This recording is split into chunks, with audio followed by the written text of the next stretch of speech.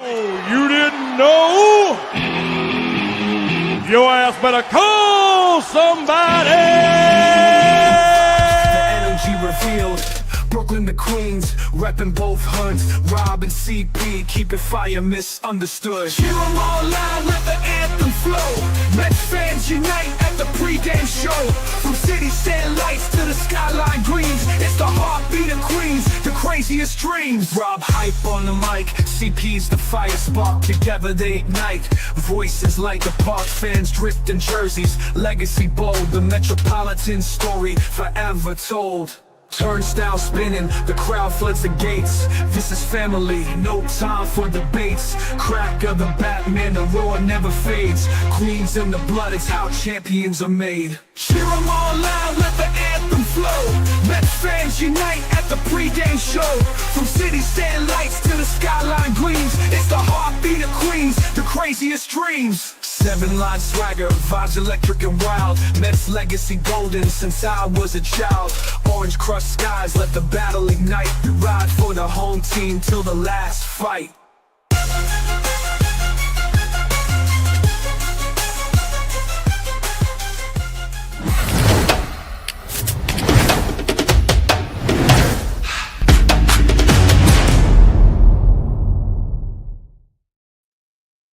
What's up, Mets fans? Welcome back to the Amazing Mets pregame show right here on our channels and on X. As the New York Mets look to sweep the Pirates at Citi Field on a rainy day at Citi Field, but we should be able to get the game in. And Chris, how you doing, buddy? Let's play some damn baseball. I said it was a sweepable series coming into this series, and guess what? They were able to get the job done by the skin of their teeth, really, in the first two games. But wins are wins are wins. We talked about them. We could talk a little bit about, yesterday's win as well. 2-1 victory. Very nice to set up this potential sweep. Rain, go away. I want to watch some Mets baseball today. And the New York Knicks are looking to punch their ticket into the Eastern Conference Finals with the Jalen Brunson burner. I will be live for the post game for the Mets tonight. And that will be after the conclusion of the Mets game and the Knicks game. Whatever comes last, I will be going live after that because I got to watch some Knicks basketball. So let's do it. Big day for New York. Big day. Absolutely. And I do apologize for yesterday. I had the stream set up, ready to go, doing some errands. I get into the house and I'm like, uh-oh, nothing's on. Nothing's working. Okay, no problem. Thinking it's not going to be a big problem. Nothing worked. I had to recharge my phone in the car, and then I was like, hey, Chris, yeah, I know I'm like 15 minutes late, but you got to do it at your own stream. Thank you. So, again, Chris held it down, quick action by Chris right there, and I do appreciate that, buddy, to take over that pregame when things weren't working out. But I do appreciate that, and I do apologize for everybody being in my chat and then had to, flip over to the new stream for Chris as well. But thank you guys for that as well. And listen, this is a sweepable series. We talked about this game one. We talked about this for the preview. This is what the Mets needed to do here. They need to, I'm not going to call it a dominated series because it's been anything such that as, Brett the Hitman Beatty hit that go-ahead home run yesterday late in the game to win us the ball game. And, it wasn't pretty. It wasn't pretty at all. And this is a situation here where the Mets find ways to win. And we talked about this. This has been an entire season, 43 games worth of the Mets. I would say maybe a handful of games where they dominated games and they just, had easy victories. The majority of their wins, regardless of if it's a really good team or a really bad team, just like the Pittsburgh Pirates, we play tough games. This is what we do. And it's a good sign that, good teams win close games. And they find a way, even with the lack of runners in scoring position has been a major problem this season. They still get that one big hit that they need to win a ball game, Chris. So, it's nitpicking with the runners in scoring position because we all know that it could be a problem, later down the road. But as of right now, they're still finding ways to win with that one big hit. It was honestly the opposite effect yesterday with the Pirates and their lack of hitting with runners in scoring position. They had so many opportunities, especially off of Kodai Senga, to just break through. And it was almost as, me watching the game, every inning, I was like, offense, please, I'm begging you, score more runs because you just know that the Pirates are going to cash in at least one of those times. And they finally did with the bases loaded walk after Senga exited the game. It was, Reed Garrett walking back-to-back batters, but the Mets get it done. And, you know, it is what it is. Your two best hitters looked overmatched, really, yesterday in Lindor and Pete Alonso. Yeah. Soto had a decent game getting on base, multiple times as well. Soto gets the off day today. I'm sure we'll talk about that in addition to Brett Beatty. But Brett Beatty is just on fire. Like what he's doing right now, especially over the past week, right? Ever since he got called back up and started playing in one of those games in that Diamondback series, had a great Cubs series and delivered the game-winning solo home run opposite field yesterday. It's a really good sight to see. He's got over a 1,400 OPS in the past Yeah. week. I don't like that he's not in the lineup today at all, but yesterday, there are learning lessons, right? There are learning lessons from these games, even if you are winning them. And the one thing that I'm going to continue to say is clearly the Pirates are a professional organization. They're a professional baseball team. So you expect them, you expect anybody in this league to come out firing against the New York Mets, right? Who are one of the better teams in baseball. It's a big stage for these lowly teams, and they're going to perform at their best. It's pretty much expected. And we've seen that over the past couple of seasons, even when the Mets have been good, is that, sub 500 teams always show up to play against the Mets. So nothing is ever easy. But, the late inning defense is something that needs to Yeah. be more solid, right? It needs to be solidified. Lindor, we all know he's an all-world defender, but hasn't performed like it in the last, couple of innings, or last inning, I should say, of both of the last two nights. Those are plays that have not come back to haunt the Mets in this series, but maybe against a better team, Yeah. they that's the difference. You know what I mean? And so the defense, all in all, I think has been great, top to bottom. I will say that. But the late inning situational defense this series has been lacking. And we're talking about 2 wins. So the Mets offense was able to do just enough, and the pitching was able to do just enough. But that's really my only gripe at this point. Mitch Keller looked pretty good. I wish the Mets offense did not make, Mitch Keller look that good, because he came into the game with a 4.40 ERA.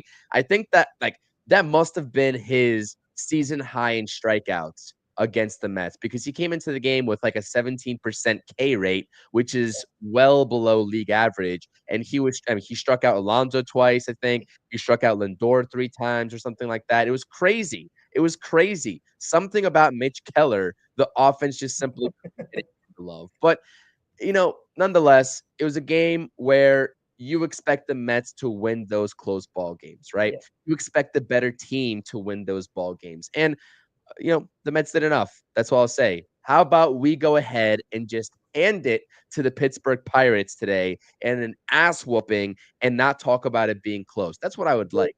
That's Agree. that's the Listen, with an off day tomorrow and quote unquote going on the road after this, obviously it's only to the Bronx and Boston.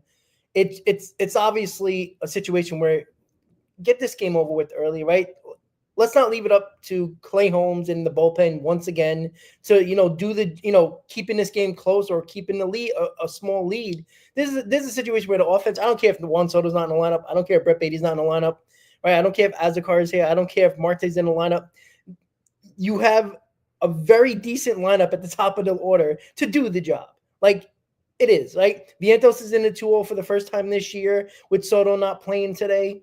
And, I know there's a lot of speculation. Oh, they're getting them primed and ready for the Yankee series. If you want to go into that, that's probably a Yankee fans, glitch and story that they can use. But if you look when he stole the base yesterday, he was flexing his leg yesterday after that stolen base. He played the rest of the game, but he was flexing and with flexing his leg. But with the weather the way it is in New York, you don't need him to take a wrong turn and slip. You don't need him out long term.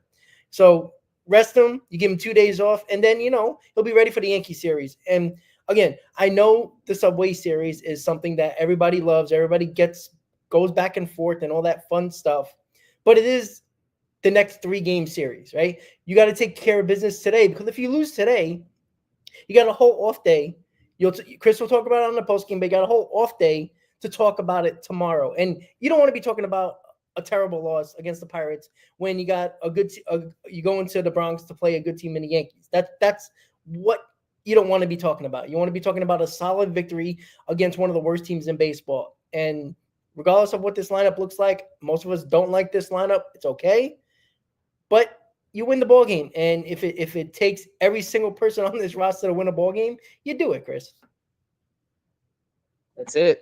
It's as simple as that. I mean, Mendoza makes the lineup. Do I disagree with what's being posted here? Sure. I mean, I would get Juan Soto. I don't care if he's not playing today. That guy has earned 2 days off, even with the off day tomorrow. I don't care. That doesn't bother me. I talked about in the post game with Zach yesterday about how on fire Brett Beatty is right now, and how I would like to see him continuously get at bats, even against a lefty in Bailey Falter going for, I think, because we don't have a lineup posted yet from the Pittsburgh Pirates, which is a little bit unusual as it's 5:30, right? Almost, under 2 hours before the ball game. But what I will say is that I would have preferred to see Brett Beatty get this game in as a starter, even as the DH, right? Even as the DH. How many times do I talk about Starling Marte? I don't need to see much of Starling Marte. I don't.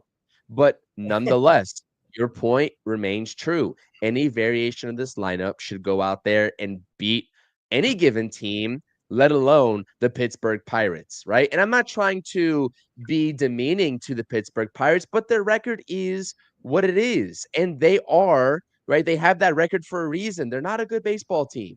They're really not. And so this should be a sweep.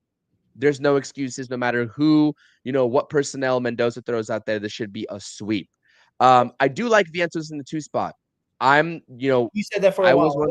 I was one of the proponents even before the season started of Vientos hitting in that 2 spot. And what is it? I don't know what game it is right now of the season, 44? but 44? Yes. Yeah, game 44. Game 44 of the season, we finally get to see it.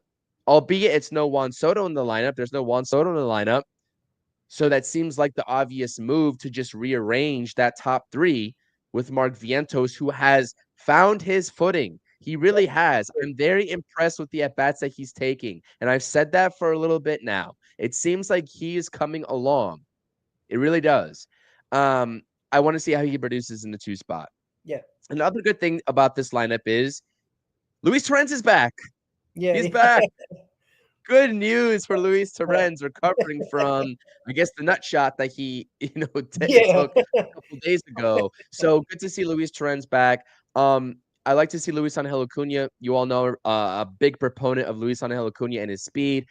Rob, even though that I don't like this lineup, right, with the off day tomorrow in a series that's very sweepable, want to ride momentum high into that Subway Series, this lineup should still be able to get the job done. And if they don't, then we're going to have a discussion about it on the post game. But anytime, Mendoza throws out a lineup, we can sit there, sit here on the stream and nitpick, but this lineup should get it done. I'll say that. Yeah, it seems like every time we might complain a little bit about the lineup, the offense scores runs. Like it's always funny. We're talking on a post game. Well, I didn't like this lineup, but they scored 7 runs today. Like that's been like a trend this year when it comes to certain lineups that we don't like. But yeah, I agree. Like Jose Azocar, right? He deserves starts every once in a while, right? He's played well since he's come up, which is nice to see.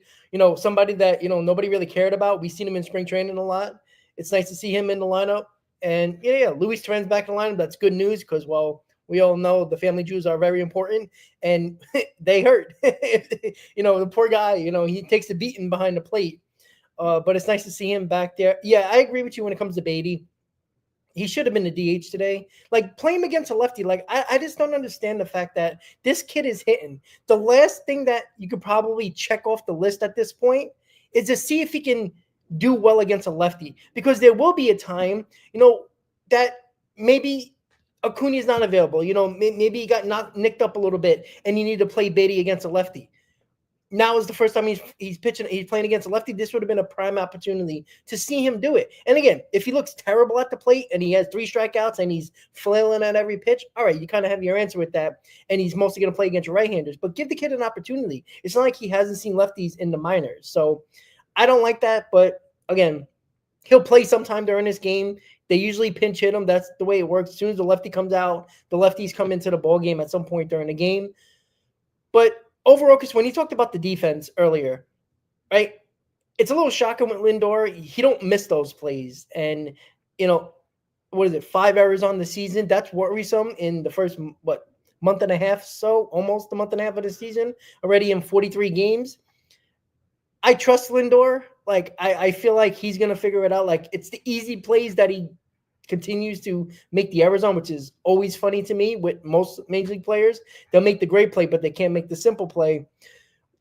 Can Vientos change his glove? Like, did you see that pocket?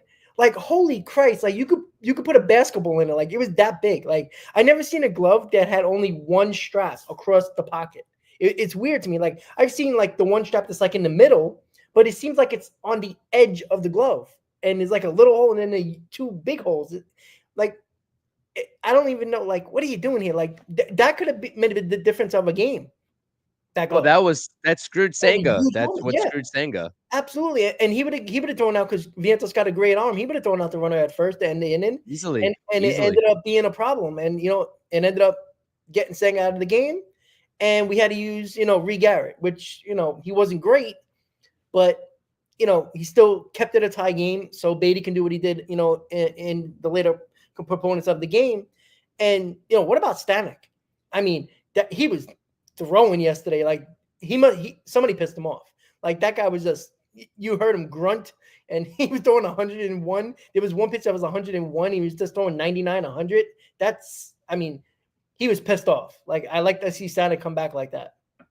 He said, "The hell with any off-speed pitches. I'm gonna just blow this fastball right by you, even if you know it's coming." And that's the way. Like, if Stanek has to pitch like that, then so be it. Like, his fastball is that electric. Why even just joke around with any off-speed pitches at that point? There's no need to. Just throw the damn fastball right by him. So, was really impressed with the outings of both Kranick and Stanek yesterday. Kranick, who has been a little bit on a downwards trend up until that point, right? With how good he started the season off, we all knew that he was going to come back down to earth at least slightly.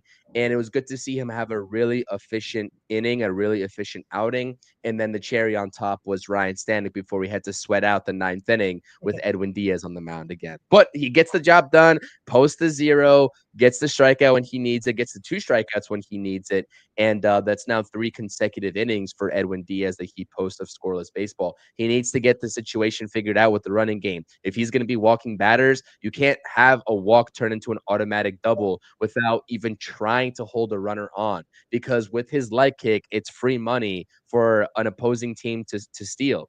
And if you're entrusted in a 1-run ball game, that's going to come back to bite you. I'm not saying you have to change your leg kick, but as Ron was saying on the broadcast yesterday, at least make it respectable. At least throw over, keep them on their toes, do something. And so that's something that I think should be in the back of his mind, of Hefner's mind, and Mets fans as we continue to watch Edwin Diaz try to turn it around, which he has, all in all, with the numbers. But why put yourself in those stressful situations if you can just manage the running game from opposing teams a little bit better? Yeah, I agree with that. Like, he gets annoying sometimes, but it should be a situation where you got to throw over just a little bit. Like, you can't rely on the catcher to have a quick pop-up time and a cannon for an arm and get the perfect throw off to get the guy out every single time. Diaz got to be a little bit better. Like, even step off, look a couple of times. You don't even have to throw over. Just look a couple of times. Give the runner at least a little bit of doubt in his mind that you're paying attention to him, because that half step that he might not take in his lead could be the difference of throwing a guy out or not and having a guy in scoring position. And that could be a difference. And again, when it comes down to playing better teams, there might be teams that take advantage of that stolen base and better hitters at the plate and not looking at fastballs right down the middle like the Pirates did all series so far. They take a lot of pitches. They don't swing a lot. They take a lot of pitches. That's their philosophy.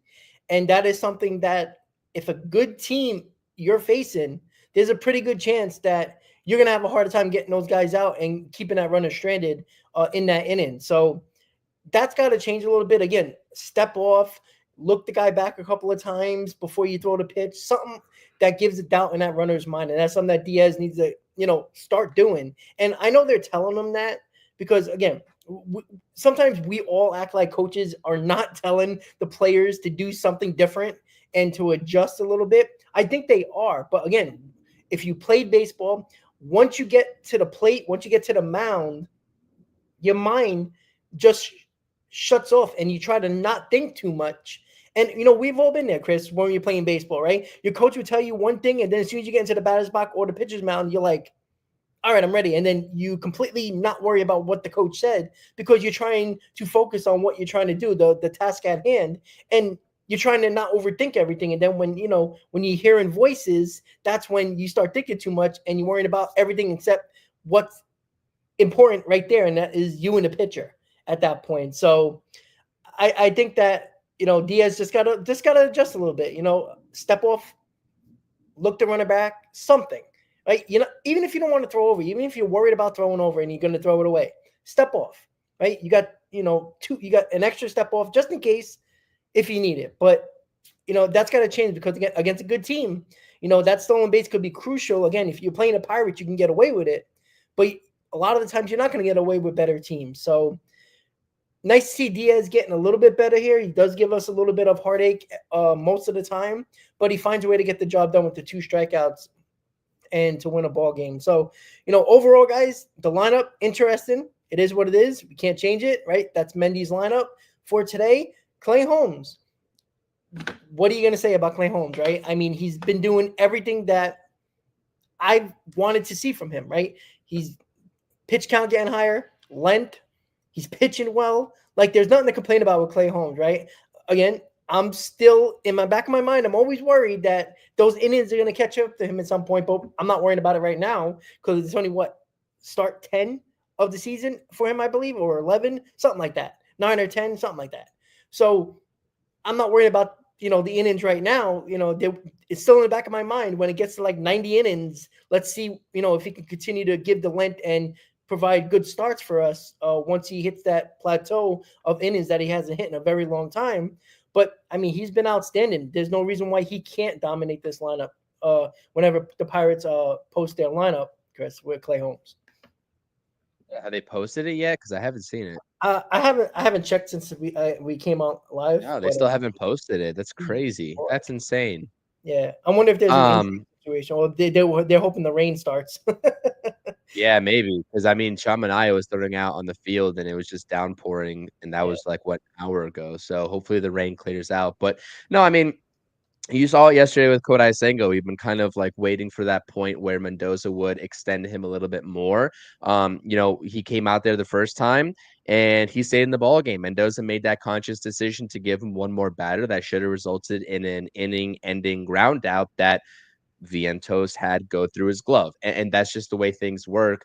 And then we'd be talking about a 6-inning outing, right, of great baseball, of scoreless baseball for Kodai Senga versus the 5 2/3. But 102 pitches, that's the first time that he's thrown that since, at some point in the 2023 season. So it's really good to see. I think Mendoza is going to start at this point. If they're having a decent outing, these starters, right? Trying to extend them just a little bit more and gradually continue to do that. And Clay Holmes is coming off of a fantastic outing against the Chicago Cubs lineup that was awesome.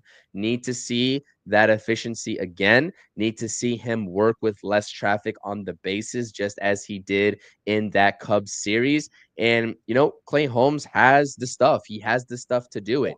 It's just the command and the location, particularly with his fastball.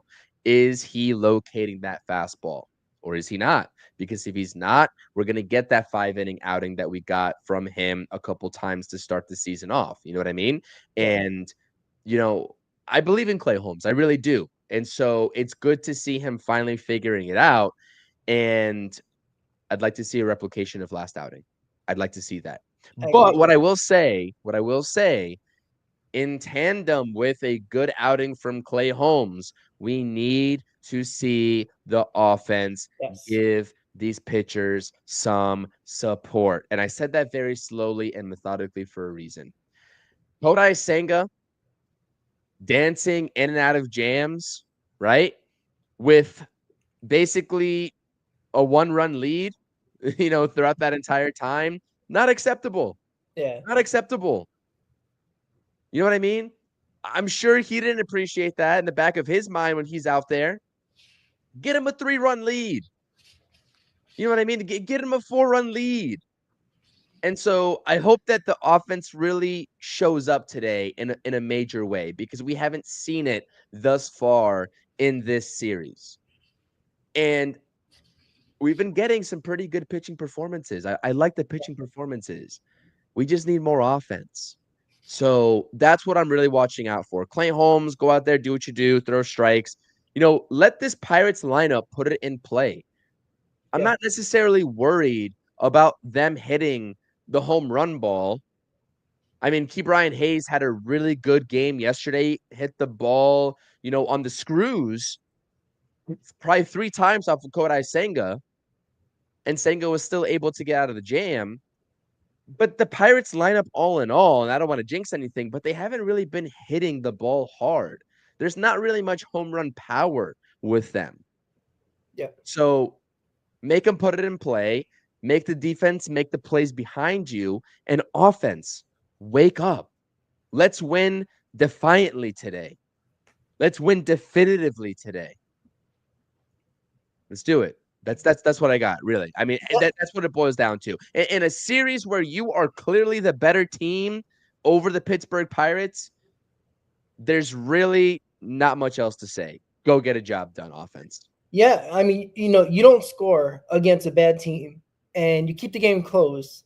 It takes one bloop and a blast. It takes one error to break open a game. Like we almost saw that yesterday, and it could have been a difference of a 2-1 victory and a 2-1 loss. Like that's the margin. You don't have that much margin of error here when you don't score runs.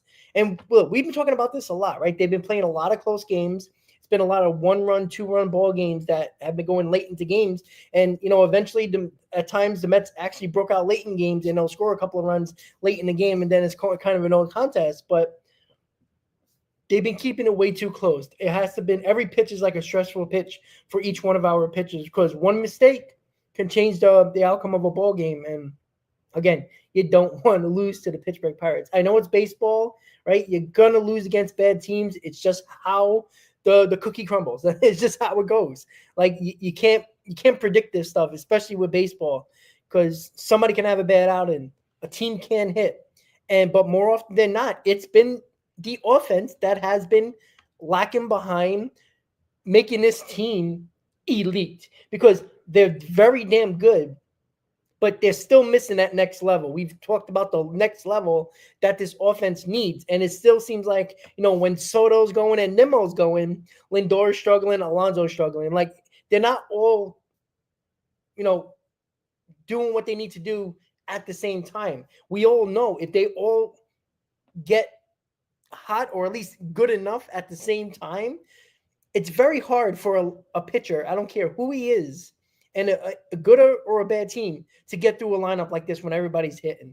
It's a tough lineup to get through. We haven't really seen it. We haven't seen it at all this year, that at least the top 4 is actually hitting and running on all cylinders. We have not seen that yet. And we're in game number 44. It would be nice for today, without Soto, without Beatty, to, run up the score a little bit, right? Give Clay Holmes a whole victory, right? Where he don't have to worry about walking one guy and it's like, oh, here we go, 1-run lead again. Now he walks somebody. Hopefully he doesn't give up, a couple of hits here and then it turns into a shit show. That's something that we just don't need right now. We want a nice New York sweep tonight, right? We want to sweep the series, and we want the Knicks to beat the Celtics and head to the Eastern Conference Finals. We want a clean sweep today, no stress, right? We want an off day tomorrow. We don't want to complain about tomorrow about a Mets loss, a Knicks loss, and then we got to worry about Game 6, and we have to worry about a Yankee series during that same time period. I want to deal with one stressful situation at a time, all right? That's what I want to worry about. At least that's the way I feel. And I know you feel that way, Chris, as well. Listen, Rob, if I have to come on the post-game show later tonight with a Mets and a Knicks loss, I don't really know what I'm gonna do, to be honest. I'll be out of it at that point. I'll do the show, but I'll still be out of it. So, I'll take one of two, but give me two of two. And I will say though, I feel bad talking about it. Should I even mention it? I feel like I shouldn't mention it. But there's a certain outcome that always has happened, over the past, week and a half or so, of when the Knicks and the Mets play on the same day. I think I saw on social media. So let's continue that trend. Let's continue that trend. Yeah, let's continue that trend. I'm not going to jinx it, but let's please continue that trend. Yeah. And, could we just defend White on the perimeter, please? That would be nice. Seriously. Oh my Seriously. God. That's the one thing. I mean, I don't want to see him make 7, 8, threes anymore. You're making him look like Jordan out there. Like, Jesus Christ. Like, come on. Like, oh, okay. I'm sorry. It is a Mets pregame, but, it's playoff basketball. Like, come on. Like, we're allowed to talk about that. And there's more than enough Knicks fans in the chat. But, overall, Chris, like, when it comes to New York Mets, they're 13 games over 500, right? This is the high mark of the year for the New York Mets, 13 games.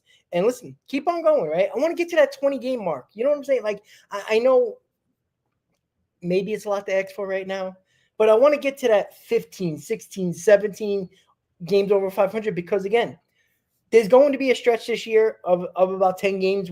We kind of had it already, so to speak. We really never went like 2-8 or anything like that, but, we went 5-5, 4-6. It was a little rough stretch, but if you do get that stretch where you're 2-8 in the last 10, which again, it'll probably happen at some point, you want to be enough games over 500 where now it sucks that the Phillies keep on winning and they're right behind us, but it's not going to hurt you completely. And it shatters your season where you got to, fight back the entire season for 3 months just to get back where you need to be.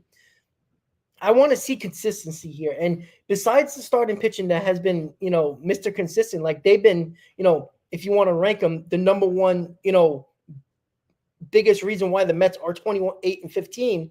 And you can probably put the bullpen number 2. The offense has been, struggling number 3. And no, that's not a question. It's been rotation, bullpen, offense. That's and what you know what? It was supposed to be flipped, right? It was supposed to be lineup, bullpen, starters, and it's been the complete opposite. And again, maybe that will change. It is baseball, it can drop on a dime and just change on a dime at any minute. But it needs to start at some point. Now, when is that going to happen? You hope tonight. We'll see. But I just want to see consistency. Like, they'll score 10 runs, then they'll score 1 run, then they'll lose a game because they didn't score runs and they have 12 men left on base with, 8 runners in scoring position that they couldn't get in. Like, that's a frustrating stat to look at because even when the Mets win, we all do it. You go on to game day, you look at the box score, you scroll down, and you see the left on base. You see the RISP. Right? Even when they win, you want to look at it now because it's so talked about on YouTube. It's talked about on every sports network. It's talked about on, New York radio. It's talked about all over the place. So your mind is going to directly go, all right, great, we won. And then you're going to look at LOB and you look at RISP. Like that has been the number one story with this offense, even when they win. It's got to turn a little bit, right? I want to see a little bit, you're not going to be perfect. You're not going to get every run in. But could we go 5 for 10 more runners in scoring position? Could we get 50% here? Right? I think we're under 30% with runners in scoring position. Like I think I checked that. I think it was like 26%. Like it's terrible. But even the best teams in the league are, 35, 36%. I mean, nobody's going to be 50%. It's almost hard to do that. But they're around that mark. Like they got to get up into that 30 percentile to, these games should be a no contest. Like yesterday, you could have won 5-1 easily, even though, they had a ton of men left on base, but Senga did his job. that's what gets me excited for the rest of this season is that Correct. there's so much room for improvement with this offense. And, as you just said, without them hitting their stride and still being, 13 games over 500 at 28 wins, one of the best teams in baseball alongside the Dodgers, Padres, whoever else. I mean, that makes me excited, right? Yeah. It doesn't make me want to say, oh, this team sucks. You know what I mean? Like, how are we only beating the Pirates by 1 run? It makes me say, listen, there's room for improvement for sure, but this team has not hit its ceiling yet, and we're still doing this well. And the fluctuations of a full 162 game season, I always say this, that like people love baseball, but I don't think that everybody's equipped to go through a 162 game season and seeing these fluctuations, right? So there's a lot of discouragement with this offense in the way that it's looked, but I look at it as improvement because the bullpen, the rotation have done their jobs to fill in and to pick up the offense. You have to think at some point it's going to be vice versa, where the offense decides to pick up the slack as well. And if the rotation falls off a little bit, right, I don't think they're going to keep this pace. I think that there is some regression that's going to come. You hope that it's not too much regression, but you hope that also the offense is able to offset any regression from the rotation / bullpen. And the Mets will still be good to go. This team is talented. And Yeah. yeah, I'm looking forward to the rest of the season. Really. Agree. And it's not about hope of this offense. It's the expectation. That's why it's frustrating, right? Like we know they're gonna do it. It's just a matter of when, but you hope they do it while the pitching is still damn good. Because again, we all expect the starting pitching is gonna take a little bit of a lull at some point because every team goes through it, every pitching staff goes through it. The bullpen got through it when they had a couple of injuries and they struggled a little bit over a 10-game stretch. And we already seen that when they were like 4-6 in a 10-game stretch. The bullpen was faltering a little bit, and you've seen the starting pitchers do more and the offense do a little bit, but not still enough. It's going to come a time when the bullpen and the starting pitching is not going to win you ball games, and it's going to be up to the offense to score 5 to 6 runs a game over a stretch of 10 to 15 games just to win ball games. And the expectation is there, right? Everybody's expecting the offense to easily score 5.5 runs per game. That should be, you should wake up in your sleep and you should get that runs per game on average. So when is that going to happen? I still think it just can't be two guys in a lineup because again, it was Lindor and Alonso for the first, for about 20, 25 game stretch where they're the only ones doing anything. Then Alonso took a little bit of a low, which expected because it can't be red hot forever. Soto picked it up, and then, Vientos picked it up, and then it was Nimmo. And then they kind of went a little bit, on the wayside, going like 1 for 5, 1 for 6 in a 2-game stretch, 1 for 7 in a 2-game stretch. It hasn't been 3 or 4 guys. It's just been 2 guys here or there that's been carrying the offense, and you hope from a big hit for Torrens or Beatty or Acuna. Like, I know that's, the way lineups should work, and the Mets have a good lineup, and that helps. But, you can't always count on the lower half of your lineup picking up the slack for the big part of your lineup because you're not going to always win like that. You're going to win occasionally like that. But the big boys need to start all around being better. And I want it tonight. Like I want like 15 runs. Like I want by the third inning it's like 9-0. Right. So I can, relax a little bit, eat something, turn on that Knick game, put the Knicks on the big screen, the Mets on the small screen, and watch them playoff basketball. Like I don't need to be tuning into every freaking pitch when it's 2-1 ball game in the 5th inning. Like it's frustrating because we're so much better than this team. And I know yesterday was frustrating for everybody, even though we won the ball game. And it was nice to see Beatty take that ball the opposite field over the wall. But it didn't need to get to that point. That's the bigger problem, right? It's more of a sigh of relief yesterday than a sign of joy because we won. Because that's an expectation, is to win against the Pittsburgh Pirates, not to, fight it out in the late innings and wait for a Brett Beatty home run just to do so. I think that needs to change very much so. Pirates lineup is out. I do agree with you, Rob, but Pirates lineup is out. No O'Neal Cruz and no Tommy Pham yet again. Huh. Interesting. Well, it is interesting. Good for us. Take it. I don't know. It's Yeah. There you go, Daniel. DraftKings took him off the sheets because he's not playing today. There you go. You can still get into the game in a pinch hit situation, as can Brett Beatty, as can Juan Soto, but he's not starting. But ooh, I was gonna say something and I lost my train of thought. And I forgot what it was. Oh, if I had to ask you, just a little bit of a fun thing here before we, I guess, close out the stream. If you had to bet on one thing, and chat, please let us know what you would bet on here as well. Caps, I know you're a betting man, so let me know.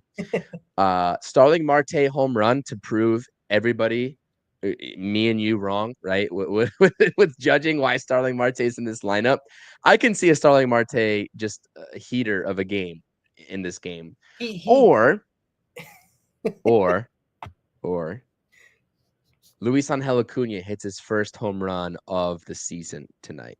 What would you take? I want to see the power from Acuna, to be quite honest with you. Like, I want to see it, like, because again, he's been a table setter here for the most part, which is perfectly fine with a team like this, right? I love that he's a table setter with his speed and his putting the bat on the ball more and putting better at bats. But I want to see him turn on one. Like, he has a little bit of power. Like, I'm not expecting him to 25 home runs, right? But he should be a 10 home run guy. Like, Yeah. I think he should. Like, that should. I want to see that. Because you've seen a little bit of it last year that, he can drive that ball to left center, no problem. He's strong enough to.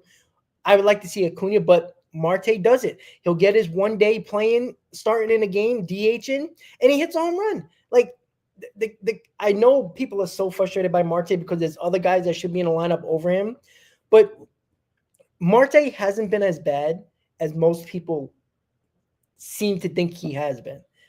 And again, I'm a big proponent of Marte. Again, this is a guy you That's always a hot get in. take, Rob. I'm gonna have to disagree with you off the bat there. He's been pretty bad. Like, let's be real. I think he's He's been been better than pretty that. bad. Yeah, the stats say so. The stats lie. Okay, he's been pretty decent. Now again, he takes another third strike down the middle. I might punch him in the mouth. I mean, he might kick my ass. He probably will kick my ass. But still, the fact is, I feel like the Marte type of player isn't for the regular season. I think this guy during the postseason, we've seen it last year, right? He was often injured. He wasn't very good. And in the postseason time, he was getting big hit after big hit along with other guys. But I still think a guy like that is still crucial for a team, even if he plays once a week. I know it's frustrating to say that, but it's proven. Like, I don't want to see him in the lineup every day, but Marte's going to hit a home run today. Like, he'll turn on one. He'll probably strike out 3 more times during that game, but he'll hit a home run. Like, it's just what he does. Like, he's not the same player anymore, right? He's on his last legs. We all know that. He was a good Met. Definitely the first year we got him. I mean, he was outstanding.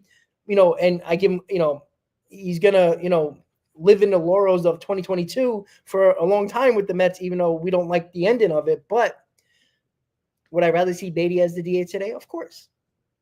But Mendy doesn't like Brett Beatty playing against lefties. We know that. So you should expect a righty, even if it's not Marte in the lineup. I mean, you expect Marte in the lineup or another right-hander in the lineup when there's a lefty on the mound, when Beatty's in it on this roster. So, again, I'm not excited about it, but if we have to rely on Marte to get a big hit, I still trust him. I do. Hopefully he comes through for you know you. What? Honestly, Chris, who's getting a big hit? I mean, this whole team has lacked the big hit for the most part, running scoring position wise. Like, they've been getting the late inning heroics with the home runs and the big double in the gap to drive in a run. But you know what? Would I be shocked if Marte gets a got a big hit yesterday with 2 outs, runners in scoring position. Brandon Nimmo got the job done in the first inning to set the tone. Yeah, like what? It Opposite field hit too. Getting a big hit. Like, it shouldn't. Like, it probably will because the Mets just love to drive us nuts. But it shouldn't rely on Marte getting the big hit here. But again, yeah, you're right. Nimmo got set the table yesterday for the game, and that was the only run for a long time. But it was nice to see. Again, Brandon Nimmo starting to pick it up a little bit. So hopefully, it's a 10 to 15 game stretch, which he usually has, of a hot streak for Brandon Nimmo, because that's what he does. He'll have a 10 to 15 game hot streak where he just goes crazy, and then he takes a month off and looks terrible, and then he'll throw another 15 games in there and play well. So hopefully this is a stretch of games for Brandon Nimmo to get going a little bit, because God knows he's not a cleanup hitter. So we got to get him going a little bit, just to make it seem like and fake the cleanup hitter that he thinks he is for at least 10 to 15 games and goes through those stretches where he's red hot. So I guess, okay, my last question for you is that with this lineup, would you have rather seen Brandon Nimmo and Vientos flipped or as is? I would have loved that. I would have loved that. That's what I figured. Honestly, like look, Vientos has great numbers in a 2-hole, so I guess that's the reason why they probably did it. And Nimmo's been mostly the cleanup hitter. But wouldn't it have been nice to see Brandon Nimmo batting in the 2-hole? That is his primary spot in the lineup. We talked about this, right? Because of Soto, because of the way the 1-2-3 has been, and Mendy doesn't want to mess with it. Nimmo's in no man's land. You know, he should be batting 6th in this lineup. But where else are you going to put him? When nobody's been hitting cleanup, Nimmo seems like the logical choice just based on, you know, circumstance. But yeah, I would have loved to see Nimmo too and Vientos clean it up. But again, Mendy don't see Nimmo as a 2-hitter. He just never has. So unfortunately, Nimmo's approach and just he's been the majority of the games as a cleanup hitter. I think that's where Mendy likes him for some reason. But you know, I didn't make the lineup, but I would have loved to see that. That would have been, you know, vintage 2022. Get the win, and we don't care about the lineup, honestly. Correct. That's my thought. 100%. All right, guys. So Mets are looking for the sweep today. We got Clay Holmes on the mound against Bailey Falter. Again, offense come alive today, right? You get a nice off day. Give us a break. Right? I don't need to be watching this game in the 7th or 8th inning, you know, biting my nails, hoping for, you know, a bullpen to do what they always done this year and get the job done again. This should be a ho-hum victory. Jump out early. The Pirates, you got to get them 1 foot over on the plane and ready to go, guys. Chris, any final thoughts? Let's go Mets. Win a ball game. That's it. See you all for the post game. There you go, guys. Let's go Mets. Let's go Knicks. And Chris will see you on the post game later tonight. Enjoy the game, guys. Let's go Mets.